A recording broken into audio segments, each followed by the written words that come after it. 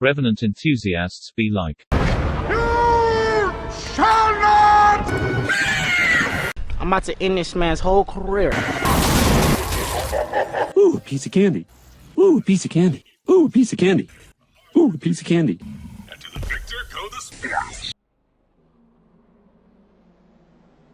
Hello everyone.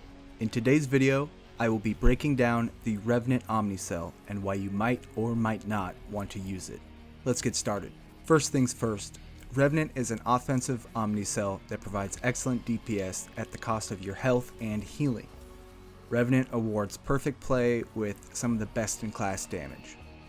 Now, each Omnicell has an active and passive ability.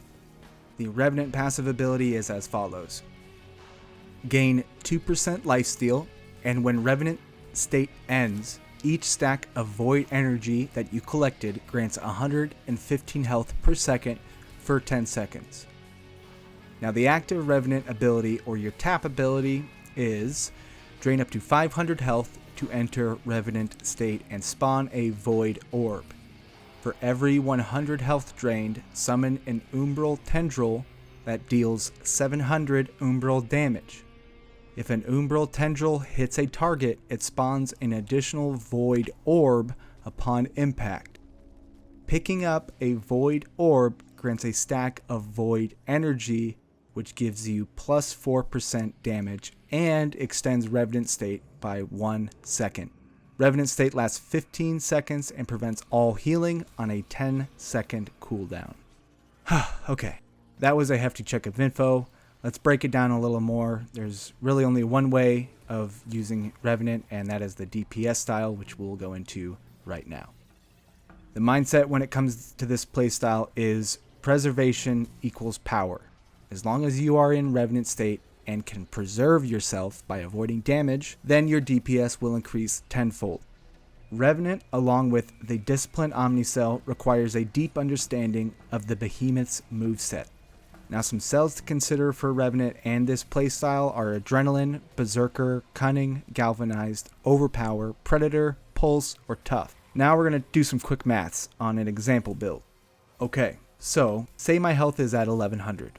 Let's add 500 because now I have plus 6 Tough in my build. Okay, so now I'm also using Predator.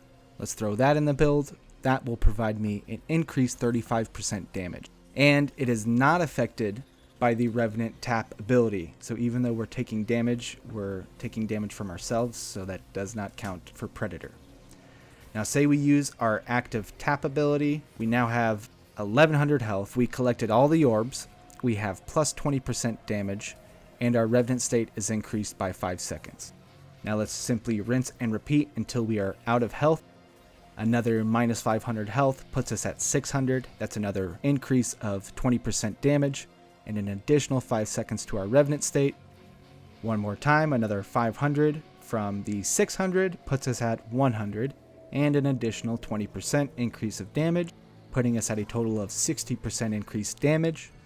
You have 100 health left to get one more tendril out, you land it, and you now have plus 64% damage for around 20 seconds. Now we aren't even counting all the damage the tendrils have been doing the entire time. Remember, each time you drain 100 health, you spawn a tendril that does 700 damage for a maximum of 5 tendrils, or 500 health. Land all tendrils, that's 3500 damage.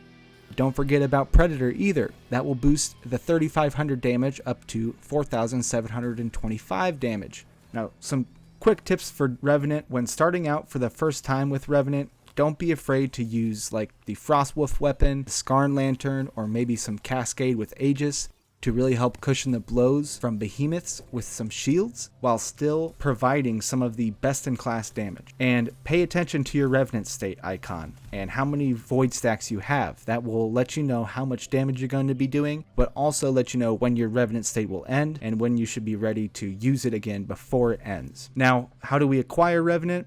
You first unlock Revenant in the Slayer's Path, and you can then craft it using the Middleman and Ramsgate. Following crafting requirements are 1500 Rams, 15 Phoenix Opal, which is collected in the Hunting Grounds, 1 Unstable Nullhide, which is a rare drop from a Riftstalker, 4 Twisted Shadow Spurs, which are common drops from the legs of any shroud, 2 Tenebrous Tail Plumes, which drop from the tail of an Aether-charged Bloodshot Shroud. 5 Shadow-touched Spark Scales, which is a common drop from the leg of a Shadow-touched Drask. And 2 Shadow-touched Shock Tooths, which is a common drop from the head of a Shadow-touched Nezaga. Now, before we wrap things up, let's take a look at some overall pros and cons for Revenant to help weigh out our options when it comes to Dauntless Omnicells.